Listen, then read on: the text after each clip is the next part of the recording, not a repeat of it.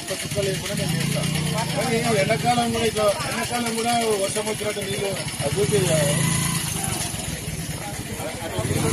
చేస్తాను అంటే నువ్వు ఐడియా చెప్తున్నావు కానీ నీళ్లు కొట్టమని మాత్రం చెప్తున్నావు. నీళ్లు కొట్టకుండా సాటి లెక్క మగ్గులతో చల్లాలి. చల్లితే నీ ఇల్లు నీటి కాడు ఉంటాయి. ఇట్లా పైపులు పెట్టి కొట్టి నీళ్లు నిలబడ్డాయి అంటే కొట్లాటలు కావాలి. కొట్లాట అయితేనే కదమ్మా మానుతారు. నేను ఫైన్ వేపిస్తా. ఇట్లా నీళ్లు ఉన్నప్పుడు ఊపుతలేరంటే మేము ఏం చేయాలి చెప్పండి. వాడైనా అహ్మద్ వాళ్ళు కూడా మనుషులే కదా ఊకేటోళ్ళు. చూడండి ఈ వర్షం వచ్చినట్లేదు. పైపులు కొట్టకుండా చాలా చోట్ల 6 గంటలకు వస్తాను. భయపడి వస్తారా? నేను పట్టుకొని పైపులు తీసుకెళ్ళి 4 ఫైన్ చేస్తాను. పైపులే మాయమైపోతాయి. ఇంకెళ్ళి పంపించేస్తా. పైపులు ఫుల్ చేస్తారండి.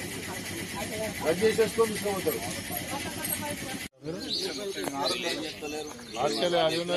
మీరు వచ్చి ఎవరైనా వేసుకోవాలని వచ్చి మీరు వస్తే వాళ్ళు మాట్లాడతారు. చిన్న చెరువుకు సంబంధించిన ఇరిగేషన్ డిపార్ట్మెంట్ వాళ్ళు సూపర్వైజర్లు ఉంటారు. జాలి అంతా కట్ అయిపోయింది. ఈ మొత్తం చెరువుని మొత్తం చిన్న చెరువుని డంపింగ్ యార్డ్ లెక్క చేసేసారు. మొత్తం చెత్తనే ఎక్కడికి వెళ్ళి చెత్త తీసుకొచ్చి ఇలా నింపేస్తా ఉన్నారు. ఇదంతా కూడా అటు పక్కకి వెళ్ళి జాలి కట్ చేశారు. ఇటు నుంచి ఇది ఉన్నది.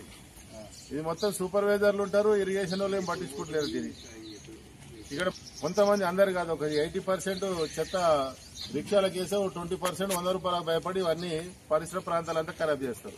ఇందులో నీళ్లు ఉంటే దాదాపుగా 20 కాలనీలకు కింద ఉన్నటువంటి సాయినగర్, రాక్టౌన్, లక్ష్మీనగర్, విశాలాంధ్ర అక్కడ కానీ చుట్టుపక్కల అందరికీ వాటర్ కూడా స్టోరేజ్ అవుతాయి. ఇప్పుడు ఈ చెత్తతోటి కలిసిపోయి కలుషితం అయిపోతాయి.